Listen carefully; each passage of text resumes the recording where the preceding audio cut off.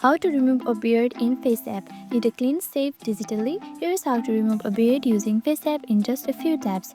First, launch the FaceApp app on your device. Now select a photo with a visual beard from your gallery. Once your image loads, scroll to the bottom toolbar. Here you can see beards. Tap on beards. Now from here, scroll to it and tap on saved. It requires the premium. Now in order to change it to no beard, you need to buy a premium. So yeah, buy it and just click on the saved and your beard will be saved. Once you do it, tap on apply and tap on save and your photo will be saved to your gallery. And that's how you go from bearded to saved in just a minute. If you found this helpful, give it a like, subscribe and drop a comment. Do you prefer the beard or the clean look?